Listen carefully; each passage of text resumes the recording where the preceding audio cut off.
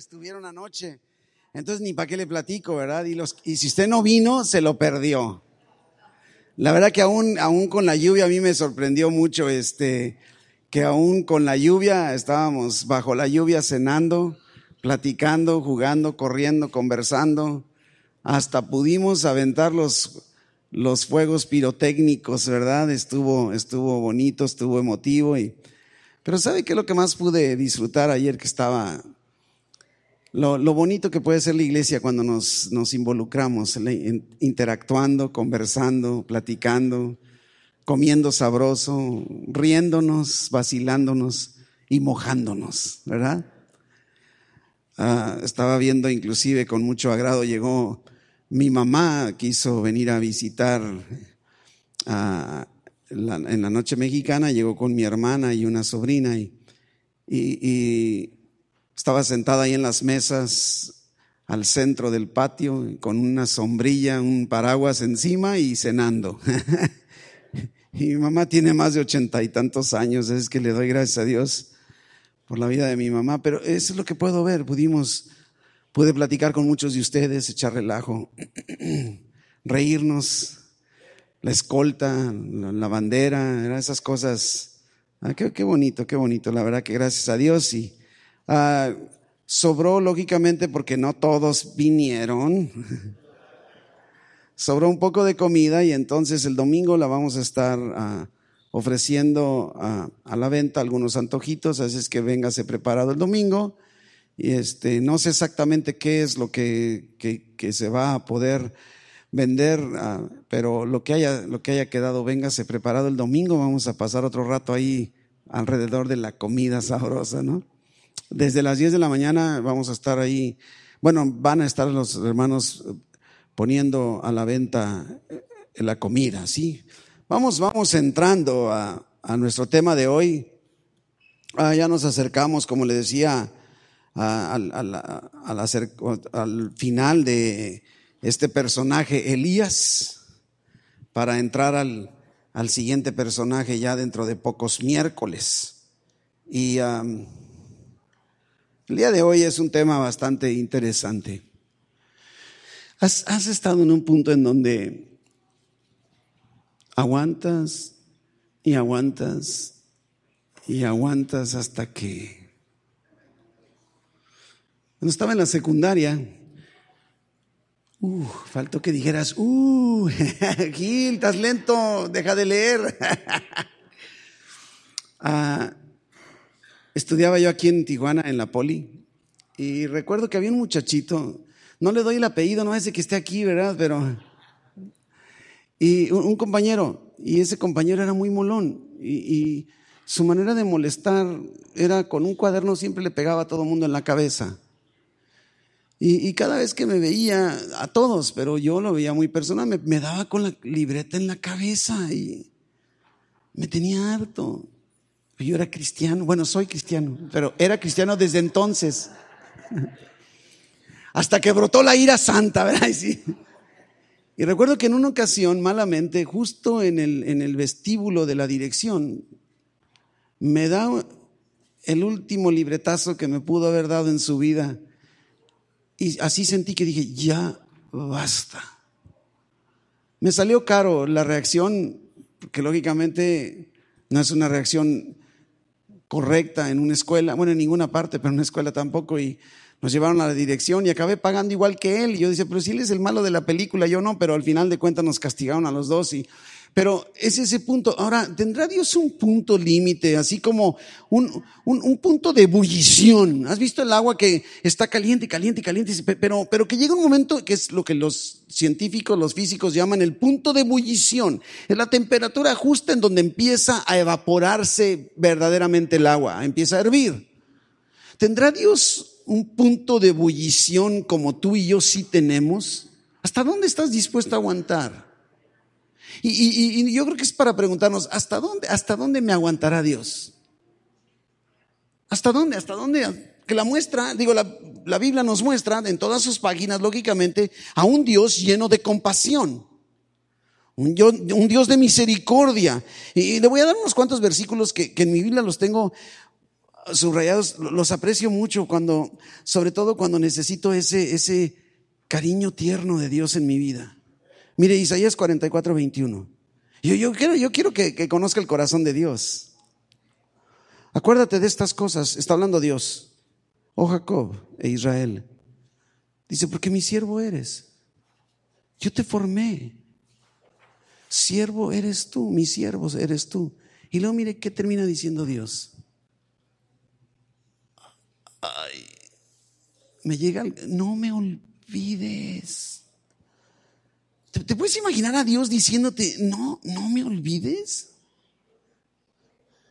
Yo no sé qué más ternura podríamos encontrar en la Biblia que un Dios todopoderoso, soberano, que inclusive nos está diciendo, yo te hice, yo te formé, eres mi siervo, me perteneces, eres mío. Y dice, no me olvides.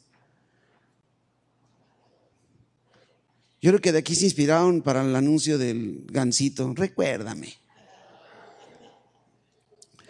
Y luego en Oseas 11:4, miren lo que dice Dios otra vez. Dice, con cuerdas humanas los atraje, con cuerdas de amor. Y fui para ellos como los que alzan el yugo de sobre su cerviz, o sea, quien le quita el peso, ¿verdad? Y puse delante de ellos la comida. Bríncate al versículo 8. ¿Cómo podré abandonarte, oh Efraín? ¿Te entregaré yo, Israel? ¿Cómo podré yo hacerte como Adma o ponerte como Seboim? Y mire lo que dice Dios. Mi corazón se conmueve dentro de mí, se inflama toda mi compasión. Y el versículo 14:4, Oseas 14:4, dice, yo sanaré su rebelión, los amaré de pura gracia, porque mi ira se apartó de ellos.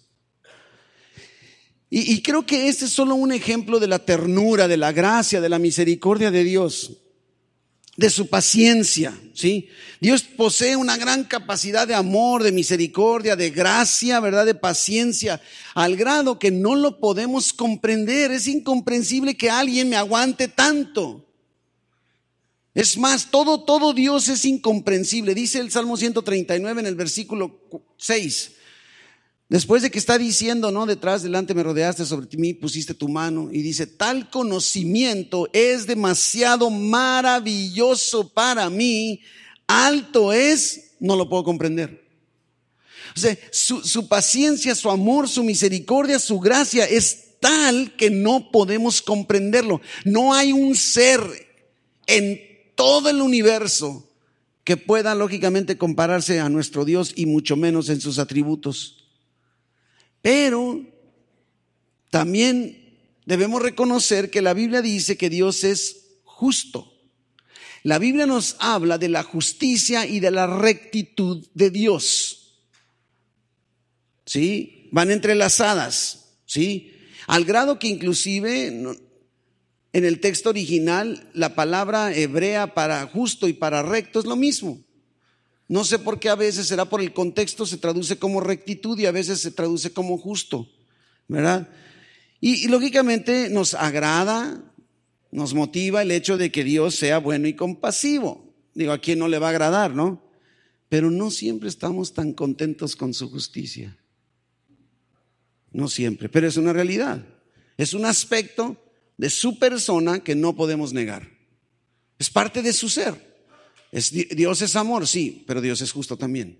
Dios es santo. Hay cosas que son inherentes de Él, no las puedes mover, no puedes hacer nada, ¿verdad? De alguna manera. Inclusive la compasión de Dios, ¿sí? Fluye de su bondad. Y su bondad sin justicia no sería bondad.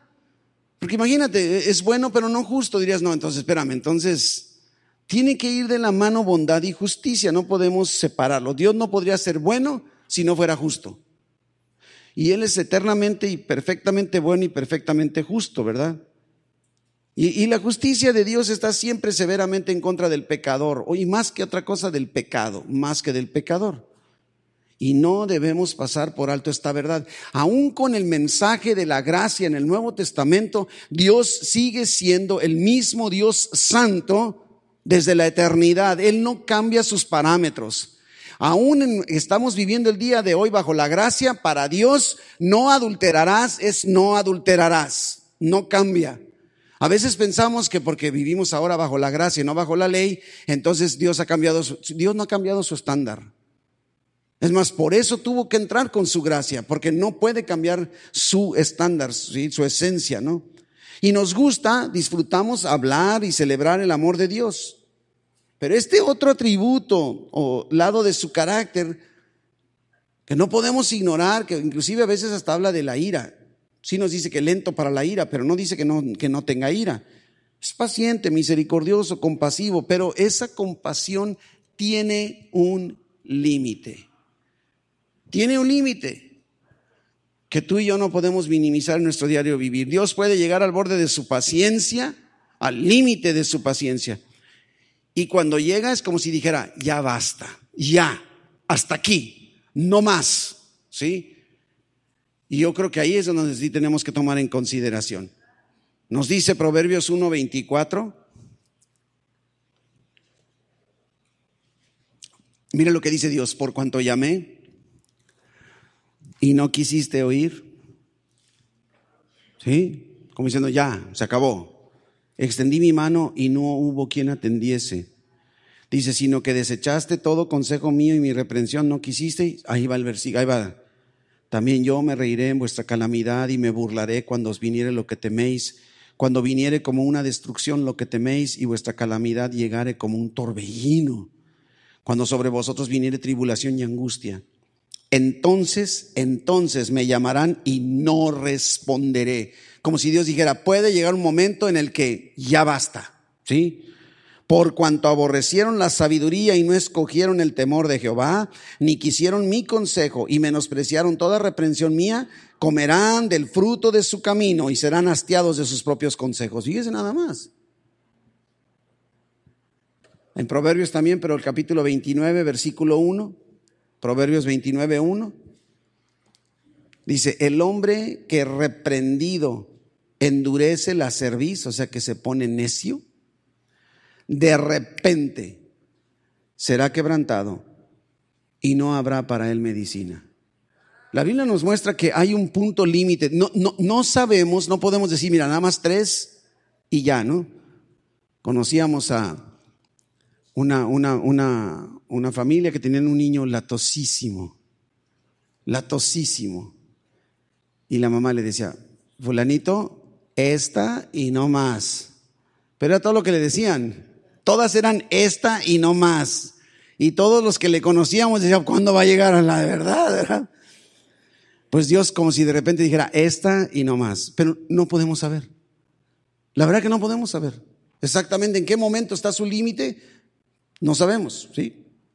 Aquí en este versículo de Proverbios 29 encontramos una advertencia y una promesa. Está diciendo, sabes que no te pongas necio y te advierto, ¿no? Y te prometo que te va a ir mal, ¿no? Nos revela la verdad acerca de Dios y del hombre que neciamente se rehúsa a escuchar su voz, ¿sí? Es obvio, lógicamente, que cuando la Biblia habla de hombre, aquí está hablando de la humanidad, o sea, hombres y mujeres, ¿sí? No le digas a tu esposo, mira lo que te dice la Biblia, ¿verdad? Y endurecer la cerviz es sinónimo de necedad.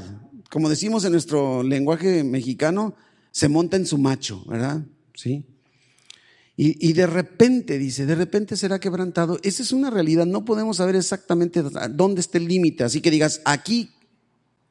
Es más, si supiéramos, a lo mejor nos mantendríamos al puro borde y luego me hago para atrás, ¿verdad? Pero no podemos saber, ¿sí? Pero ese de repente llega al grado que parece ya no haber remedio, ¿sí? Y ese tipo de afirmaciones así de hasta aquí no son muy comunes en la Biblia, pero sí las hay. Y usualmente vienen seguidas de un ofrecimiento de gracia y de misericordia, de perdón, de restauración, ¿sí? En realidad, sí es cierto, Dios sabe que somos imperfectos, Dios sabe que somos débiles y está siempre dispuesto a perdonar. Eso es una realidad, pero en pasajes como este no encontramos, no dice, bueno, y si te arrepientes entonces, no, dice de repente no habrá remedio, ¿sí? Otro ejemplo, por ejemplo, en Proverbios 6:12, dice, el hombre malo, el hombre depravado, es el que anda en perversidad de boca, que guiña los ojos, que habla con los pies. No sé cómo se habla con los pies, pero has visto que sí se habla a veces con los pies. Digo, no porque tu pie, bueno, no, pero que hace señas con los dedos, híjole, hay unos que sí hacen muchas señas. Perversidades hay en su corazón, anda pensando el mal en todo tiempo, siembra la discordia. Y miren lo que dice el versículo 15. Por tanto, su calamidad vendrá de repente. De repente. Súbitamente será quebrantado y no habrá remedio. Como si Dios dijera, hasta aquí llegaste, ¿sí? Inclusive encontramos en la Biblia muchos, pero veamos 3 ejemplos de la severidad de Dios, cuando Dios ha dicho hasta aquí, ¿sí? Dios, como decíamos, con su infinita paciencia, su gracia, ¿sí? Permitió vivir, no sé, de alguna manera a Sodoma y Gomorra, existían, hasta que por la inmoralidad y perversión llegó al límite de su paciencia y dijo, no más. Al grado que cuando Abraham empieza a abogar, ¿se acuerda? Dice Dios, ¿y si hay 50? 10, 5, ¿verdad? ¿Y qué hizo Dios? Mejor sacó a los justos, supuestamente justos, y de todas maneras no perdonó Sodoma y Gomorra. ¿Por qué? ¿Por qué si Dios es misericordioso? No sé, pero como que dijo, Sodoma y Gomorra, hasta aquí llegaste, basta ya. Hay otro personaje que encontramos en Hechos 12, el rey Agripa, Herodes Agripa I.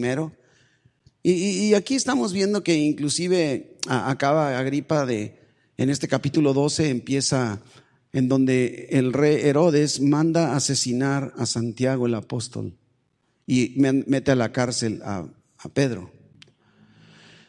Pero al final del capítulo, versículo 21, Hechos 12, 21, dice que un día señalado, Herodes, vestido de ropas reales, se sentó en el tribunal y les arengó.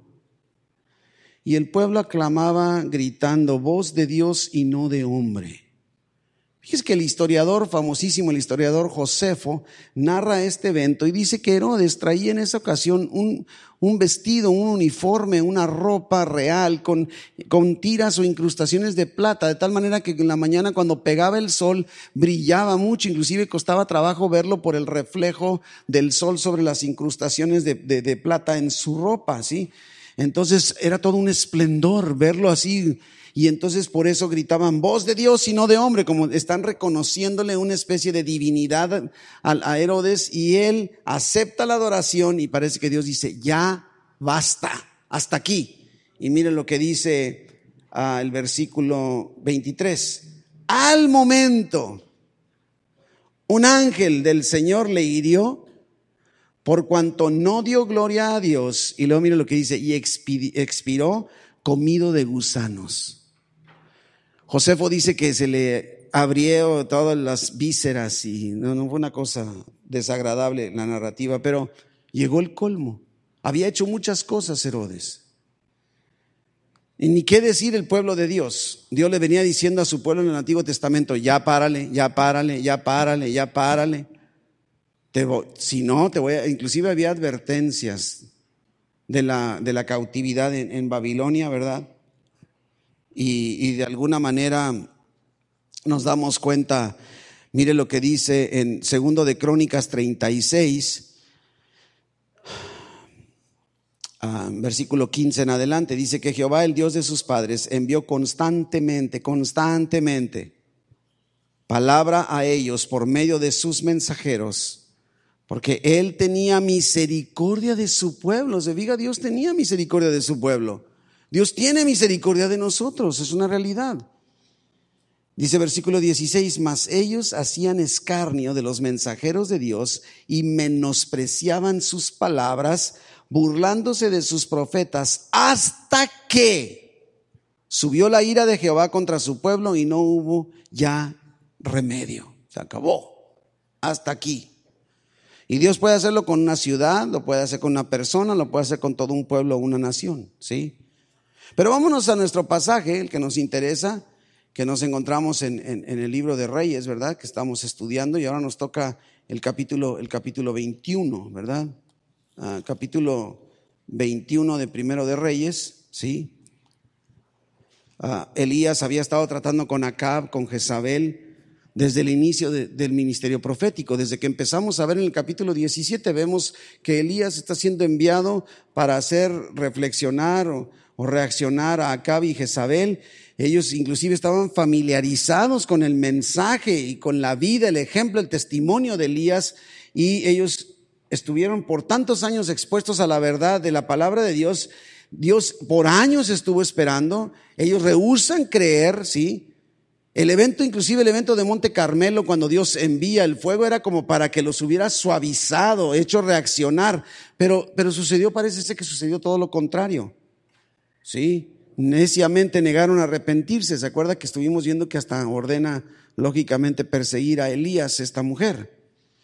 Entonces, habían estado matando a todos los profetas de Dios y adorando a Baal.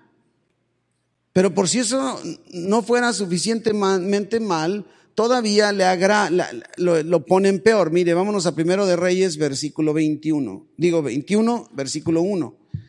Dice: pasadas estas cosas, aconteció que Nabot de Jezreel tenía ahí una viña junto al palacio de Acab, el rey de Samaria, y Acab habló a Nabot diciéndole: dame tu viña para un huerto de legumbres. Era un viñedo. ¿Te puedes imaginar que fueras a los viñedos y dijeras: ¿sabes qué? Voy a comprar este viñedo, quítenme toda la viña y voy a poner zanahorias, porque está cercana a mi casa, y yo te daré por ella otra viña mejor que esta. O si mejor te pareciere, te pagaré su valor en dinero. ¿Sí? O sea, vemos que Nabot era un hombre sencillo. Aparentemente era la única propiedad que tenía, por lo que podemos deducir, no nos dice mucho. En esa propiedad tenía una viña, está diciendo obviamente, y que podemos ver con la lectura del texto que la heredó de sus papás, de su papá o de su familia.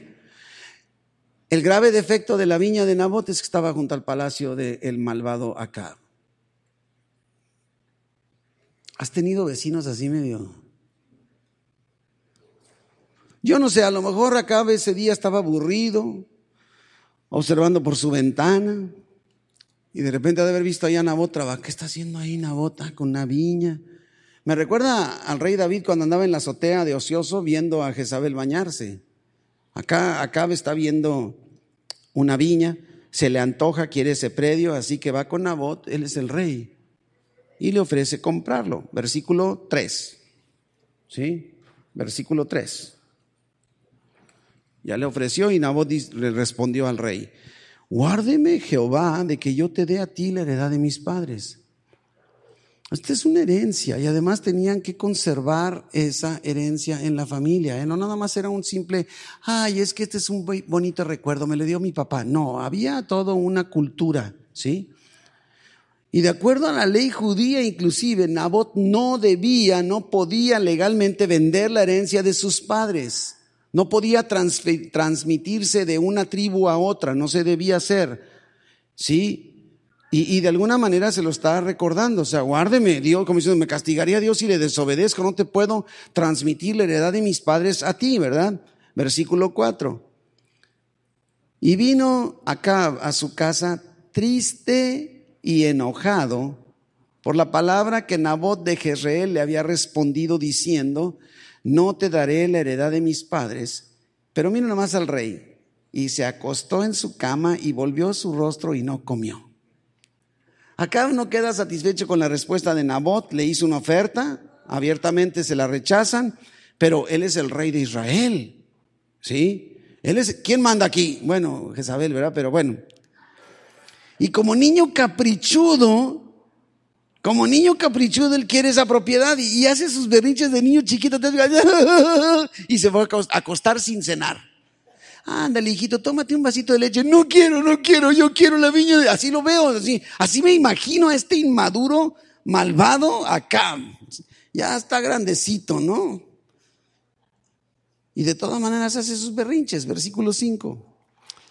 Vino a él su mujer Jezabel y le dijo: ¿por qué está tan decaído tu espíritu y no comes?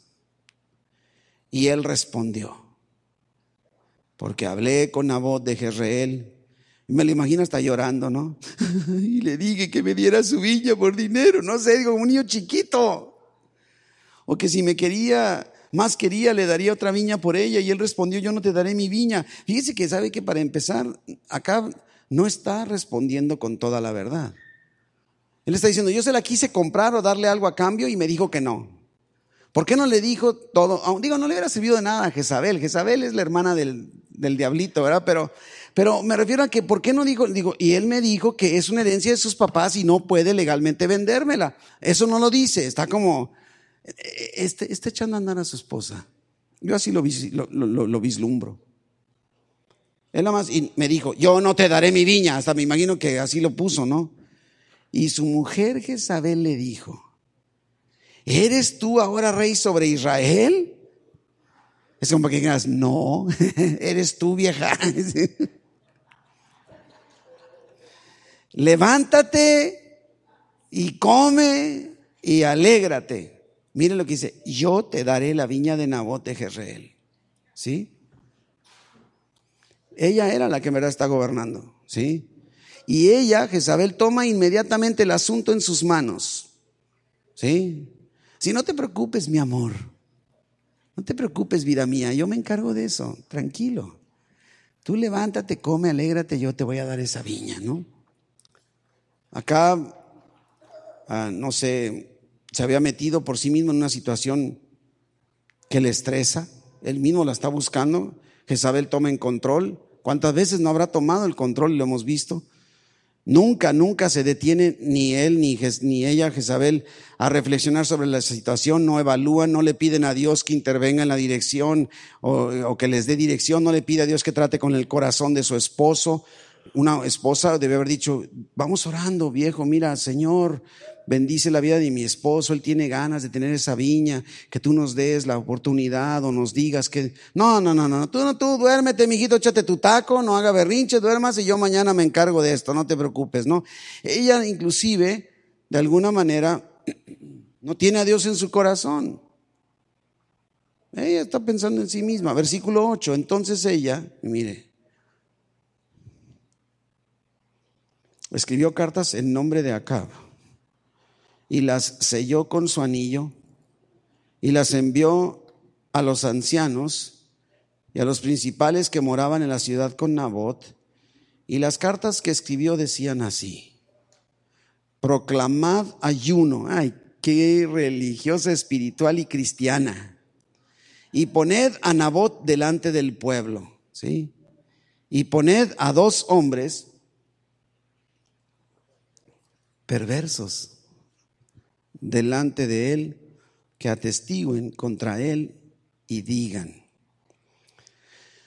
tú has blasfemado a Dios y al rey, y entonces sacadlo y apedreadlo para que muera. Primero tenemos que darnos una cosa cuenta. Ella no tiene ninguna autoridad para escribir ninguna carta a nombre del rey. Pero esa no es su mayor ofensa. Está ahora sí que armando todo un complot. Este es un complot de verdad, no como el de López, aquel. Este es un complot, no un complot. Perdón si eres del PRD. No, ya no es PRD, ¿verdad? Este es un complot, ¿verdad? Lo hace parecer todo este asunto como que está haciendo las cosas al pie de la letra de la ley. ¿Sí? La ley establecía el requisito de que se necesitaban 2 testigos en cualquier caso capital. ¿Sí? Mire lo que dice Deuteronomio 17:5. Entonces sacarás a tus puertas al hombre o a la mujer que hubiere hecho esta mala cosa, sea hombre o mujer, y los apedrearás y así morirán. Y dice versículo 6, por dicho de 2 o de 3 testigos morirá el que hubiere de morir, no morirá por el dicho de un solo testigo. Se fija, ella está siendo bien legalista. La Biblia dice que a los malvados a pedradas, pero se necesitan 2 testigos. Jálate 2 testigos, perversos pero 2 testigos, ¿verdad? Estos 2 testigos no servían para nada, ¿sí? de lo peor, sería el equivalente a los malandros, perversos, sicarios, no sé cómo llamarles, ¿verdad? Dice Proverbios 19:28, el testigo perverso se burlará del juicio y la boca de los impíos encubrirá la iniquidad. ¿Sí? Esto es un asesinato, ¿sí?, con premeditación, alevosía y ventaja. ¿Sí? Pero sigamos leyendo versículo 11. Y los de su ciudad, ¿sí?, los ancianos y los principales que moraban en su ciudad, hicieron como Jezabel les mandó, conforme a lo escrito en las cartas que ella les había enviado, y promulgaron ayuno. Miren nada más qué santos. Y pusieron a Nabot delante del pueblo. Vinieron entonces 2 hombres perversos y se sentaron delante de él.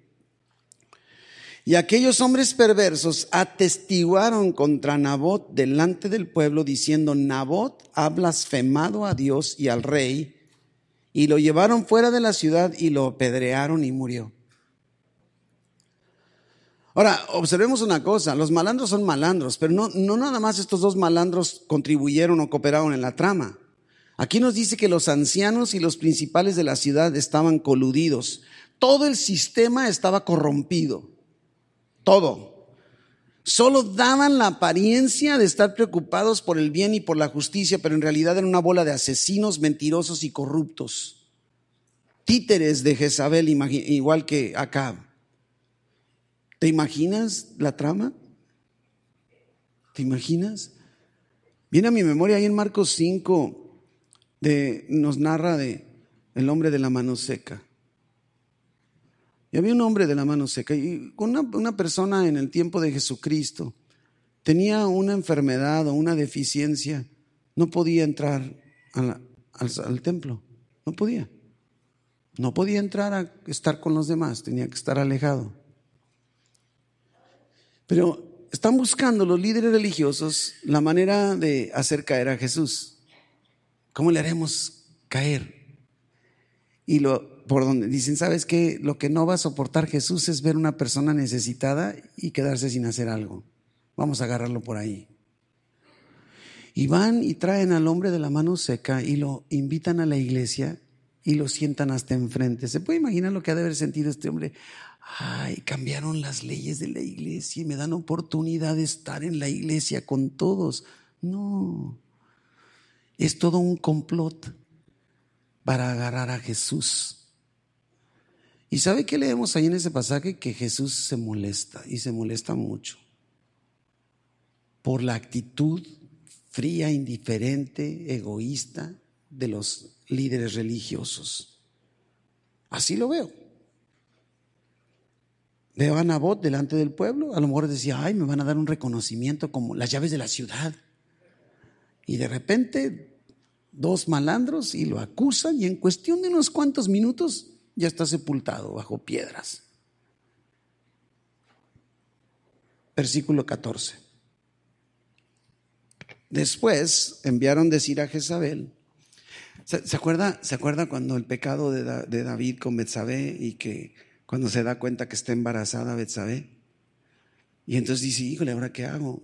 ¿Dónde está el esposo de Betsabé? Está en la guerra, tráigamelo para que llegue a casa, y entonces así todos crean que el bebé es del papá, digo del esposo, ¿no? Y no del rey. Pero no contaba con que el esposo de Jezabel era un hombre más íntegro que él.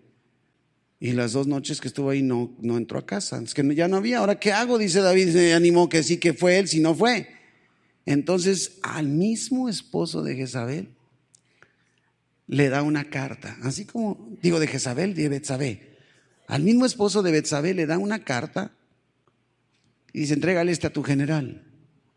Y en la carta, fíjese, él llevaba su propia sentencia.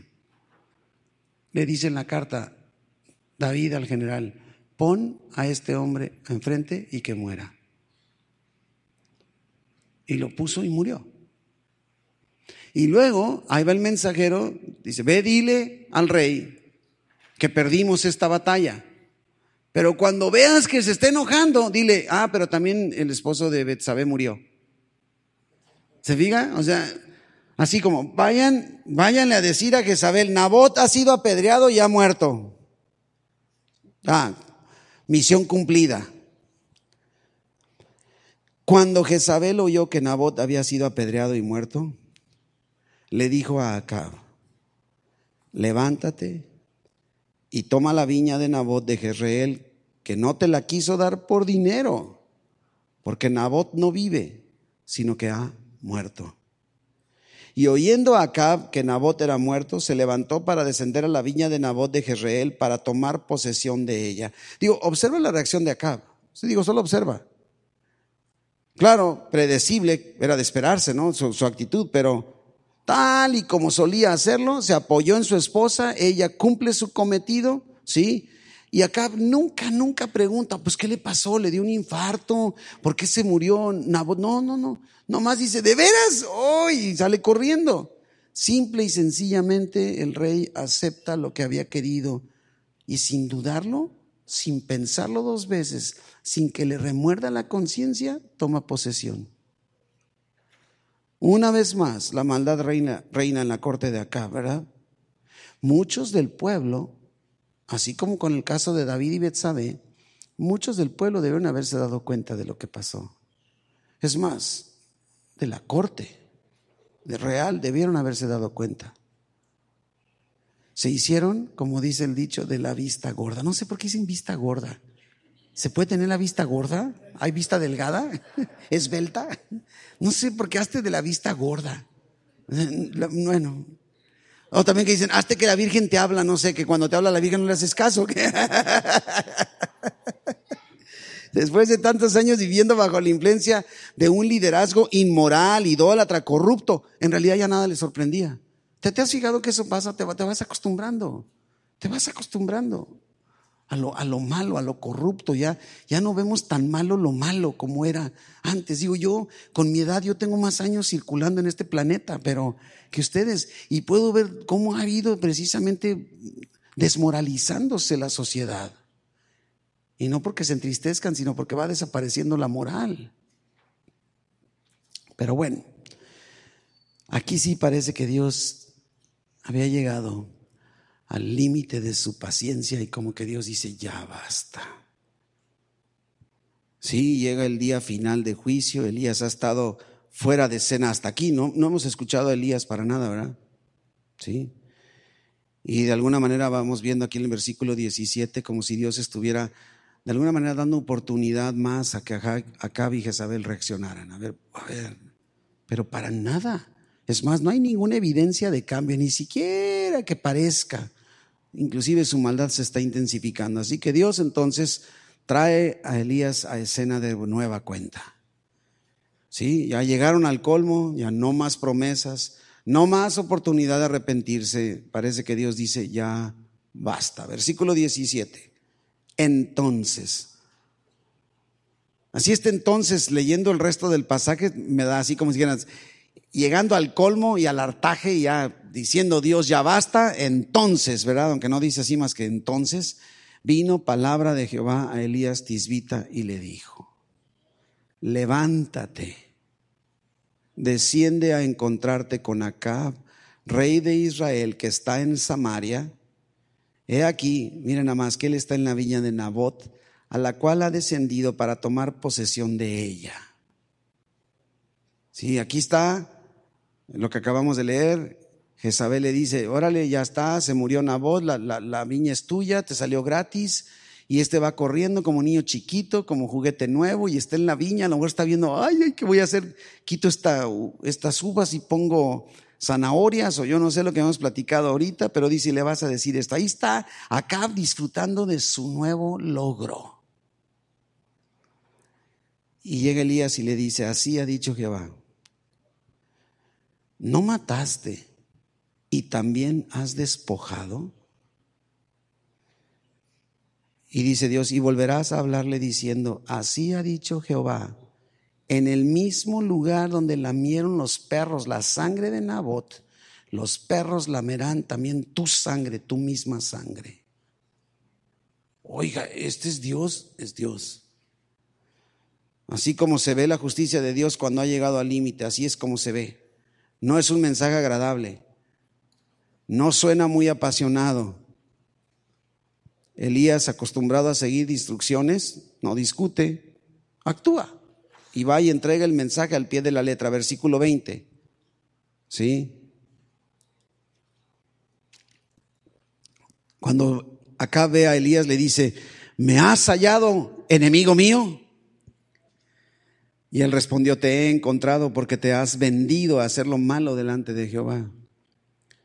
Elías no se anda por las ramas, se fija, él va al grano, fiel a las instrucciones de Dios, directo al corazón. Dice el dicho: la verdad no peca pero incomoda. Va y cumple lo que Dios le dijo, ¿sí? Inclusive, hasta a mí me da pena, como dicen, pena ajena.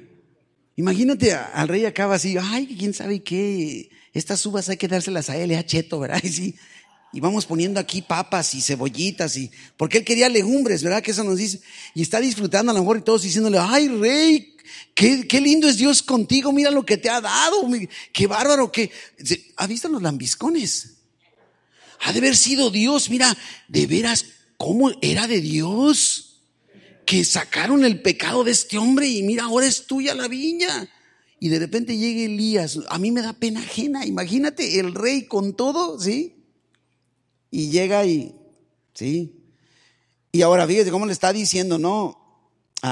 Enemigo mío.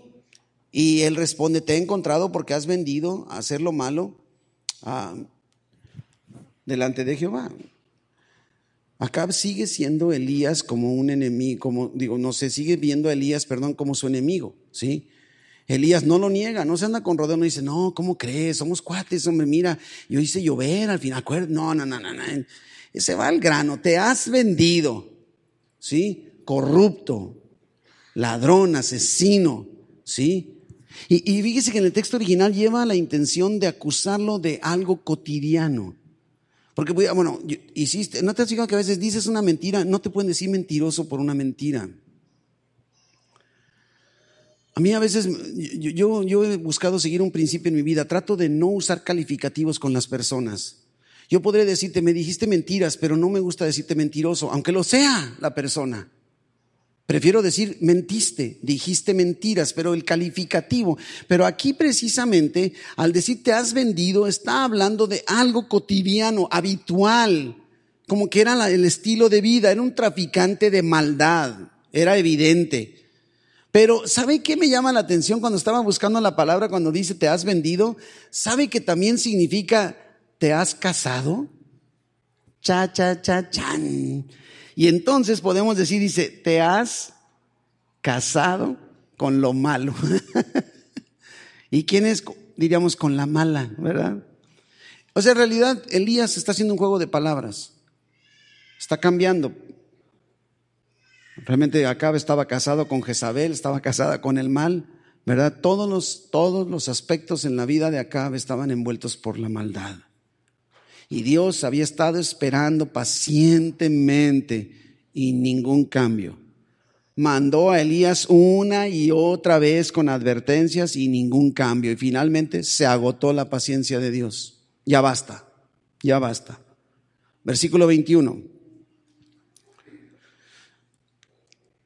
Ahí va la declaración: he aquí yo traigo mal sobre ti y barreré tu posteridad y destruiré hasta el último varón de la casa de Acab, tanto el siervo como el libre en Israel. Y pondré tu casa como la casa de Jeroboam, el hijo de Nabat, y como la casa de Baasa, hijo de Ahías, por la rebelión con que me provocaste a ira y con que has hecho pecar a Israel. Y de Jezabel, por cierto, también ha hablado Jehová diciendo: los perros comerán a Jezabel en el muro de Jezreel. El que de acá fuere muerto en la ciudad, los perros lo comerán, y el que fuere muerto en el campo, lo comerán las aves del cielo, ¿sí? No van a tener ni quien los sepulte. ¿Se acuerda en el pecado otra vez de David y Betsabé? Y que llega el profeta Natán y le dice: fíjate que había un hombre con mucho dinero, con muchas propiedades, y un un hombre pobrecito con una ovejita que tenía ahí cuidando y todo, y vino un visitante con el rico y el rico no quiso sacar de sus ovejas y le robó la oveja al pobrecito para darle al visitante. ¿Se acuerda de eso?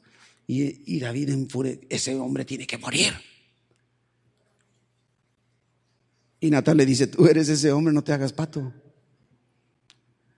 Así, de la misma manera como Natán se presentó ante el rey David con palabra de juicio de parte de Dios, Elías está haciendo lo mismo. Ahora sí me imagino a Acab sudando frío. Ay, nanita. Ay, mamá. Ahora sí, acá vas tu berrinche otra vez y vete a la cama sin cenar. Ahora sí, ándale, verás. Y por si no hemos comprendido totalmente la maldad de Acab y de Jezabel, el pasaje nos lo recuerda. Que no quede duda. Inclusive, observa cómo el versículo 25 es un paréntesis. Es nomás porque si dices, ay, se me hace que Dios, qué malo. No, no. Dice, a la verdad, ninguno fue como Acab, que se vendió para hacer lo malo ante los ojos de Jehová, porque Jezabel, su mujer, lo incitaba.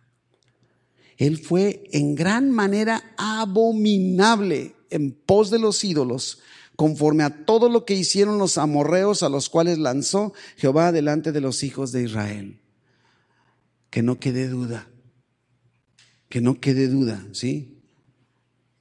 Dios tiene un límite. Y veamos dos verdades con respecto al límite de Dios. Número uno, hay un límite a la paciencia de Dios. Nadie sabemos cuál es ese límite, pero existe un límite, ¿sí? Esto es una realidad y tenemos que aprender a vivir. Ahora, Dios no le gusta venir y meterte miedo para que reacciones. Pero a mí sí, no es cierto. Pero sí quiero que entendamos que de todas maneras es una realidad.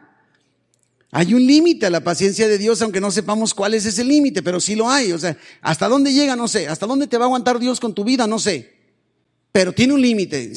Y es un límite autoimpuesto por Él. No es que, ay, se me acabó la paciencia. No. Él ha determinado hasta dónde aguantarte. Y creo que aquí tenemos que ver hasta en los pecados más pequeños como los más grandotes que tú, no hay pequeños y grandes ante Dios, pero los más escandalosos de todas maneras. Miren lo que dice Eclesiastés 8:11. Vamos aterrizando. Por cuanto no se ejecuta luego sentencia sobre la mala obra, el corazón de los hijos de los hombres está en ellos dispuesto para hacer el mal. O sea, como diciendo, como no me pasa nada, pues les sigo. O sea, la gente cree que porque no los parte un rayo cuando hacen algo malo, entonces pueden seguir saliéndose con la suya. Dice, ¿se acuerdan que dice, qué nos dice 2 de Pedro 3 cuando dice que el Señor no retarda su promesa? Dice, aunque algunos lo tienen por tardanza, creen que se está tardando. Y entonces mucha gente, se está tardando. Y lo van. Creemos que porque no recibimos nuestro merecido en el momento. Porque, digo, lo que suena lógico es que dijeras, ahorita dije una mentira y a lo mejor que me diera Dios una cachetada, ¿no? Sí. Y me porté mal y un cinturonazo, ¿no? Y no, pues digo una mentira y no pasa nada. Y digo 2 y tampoco. Y luego digo 10 y no sucede nada. Ay, es que Dios perdona. Pues sí, tiene un límite. No sabemos cuál es, pero tiene un límite. Inclusive mira lo que dice 1 Timoteo 5:24. Fíjese lo que dice: los pecados de algunos hombres se hacen patentes, o sea, se dan a conocer antes que ellos vengan a juicio, mas a otros se les descubren después. Pero tarde o temprano vamos tú y yo a tener que rendir cuentas, y Dios tiene un límite aunque tú y yo no lo conozcamos. Número 2, Dios cumple su palabra y nada ni nadie lo detiene. Emite su juicio. Acab y Jezabel eran poderosos y perversos. Creyeron que estaban a cargo de todo. Creían que podían salirse con la suya, pero cuando Dios dice, ya basta, todo termina. Todo termina. Y quiero llevarte a un pasaje de Daniel 5. Daniel 5. El pasaje es el que dice en la escritura en la pared. Solo voy a leer unos aspectos, no podemos, este es todo un sermón que sale de capítulo 5 de Daniel, pero dice que el rey Belsasar hizo un gran banquete a 5,000 de sus príncipes. Imagínense una fiesta para 5,000. Y en presencia de los 1,000, dije 5,000, ¿por qué dije 5,000? De 1,000, perdón. De los 1,000 bebía vino. Belsasar, con el gusto del vino, o sea, se emborrachó, ¿sí? Ya tomadito. Mandó que trajesen los vasos de oro y de plata que Nabucodonosor, su padre, había traído del templo de Jerusalén, ¿sí?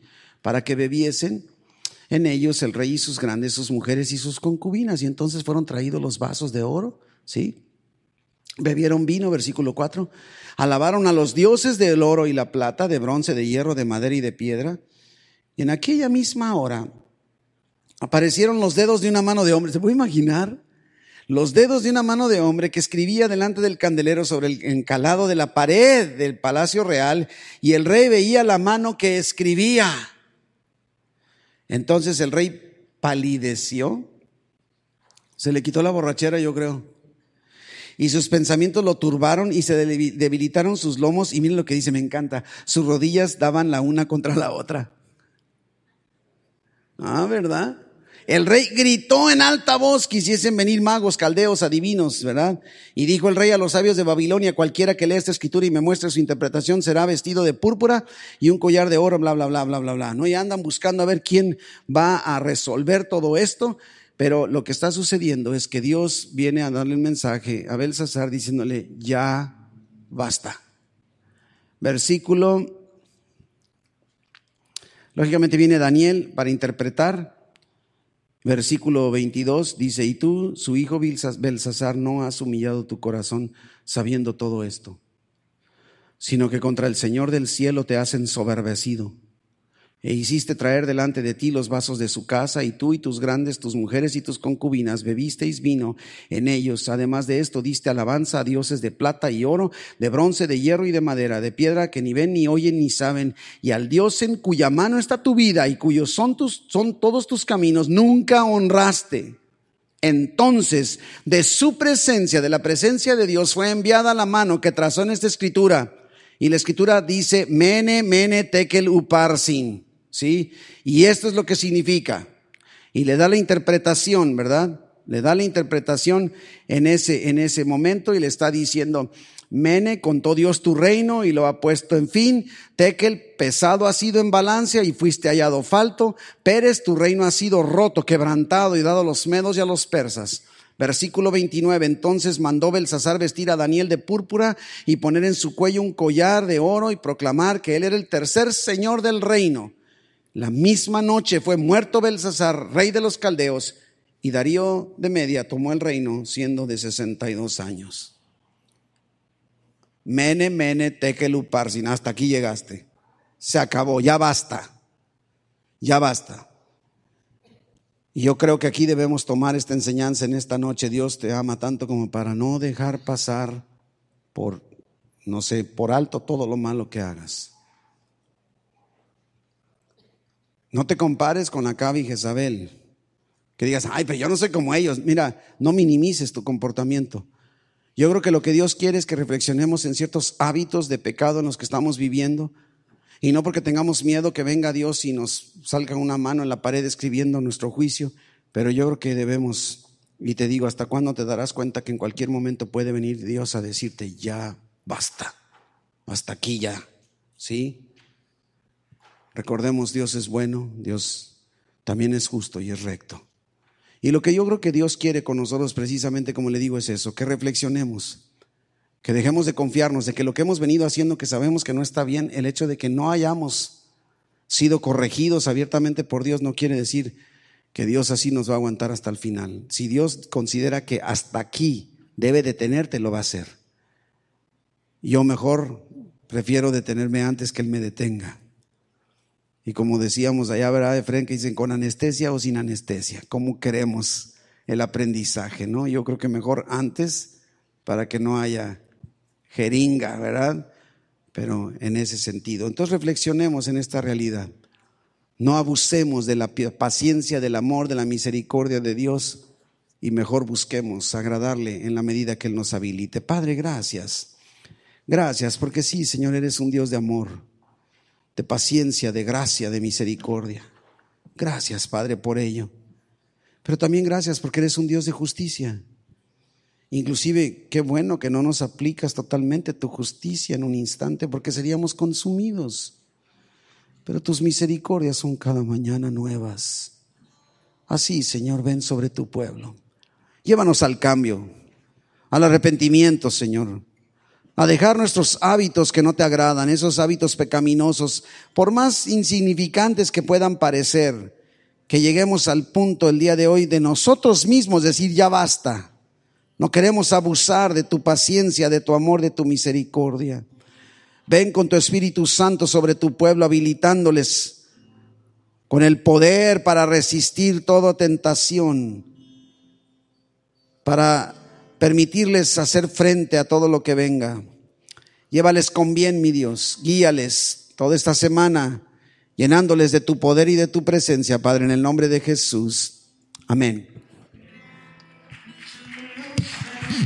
La luz, en tu luz vemos la luz, tu luz vemos la luz.